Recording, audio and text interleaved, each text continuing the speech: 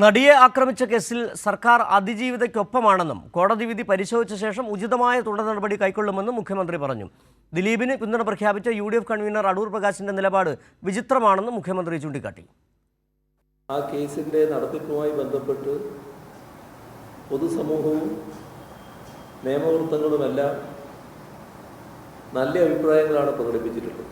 ഈ അതിജീവിത എല്ലാ ഘട്ടത്തിലും അവർക്കാവശ്യമായ പിന്തുണ നൽകുന്നതിന് സർക്കാർ പ്രതിജ്ഞാബദ്ധമായ നിലപാടാണ് സ്വീകരിച്ചത്.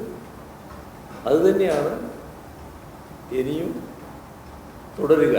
ദിലീപിന് നീതി ലഭിച്ചെന്നും സർക്കാരിന് വേറെ പണിയില്ലാത്തതുകൊണ്ടാണ് അപ്പീൽ പോകുന്നതെന്നുമുള്ള അടൂർ പ്രകാശിന്റെ നിലപാടിനോടുള്ള മുഖ്യമന്ത്രിയുടെ പ്രതികരണം ഇങ്ങനെ: അപ്പീൽ പോകുന്നത്, അപ്പീലിൻ്റെ കാര്യം ഞാൻ പറഞ്ഞു, നിയമപരമായി പരിശോധിച്ച് തീരുമാനിക്കേണ്ടതാണ് എന്ന്. ആ പരിശോധന നടക്കാനിരിക്കുന്നതേ ഉള്ളൂ.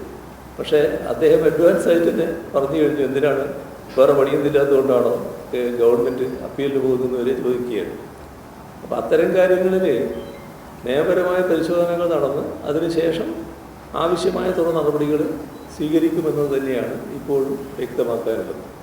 എന്തുകൊണ്ടാണ് അത്ര ധൃതിപ്പെട്ട് ഒരു പ്രതികരണം വന്നത് എന്നത് എത്ര ആലോചിച്ചിട്ടും പിടികിട്ടുന്നില്ല.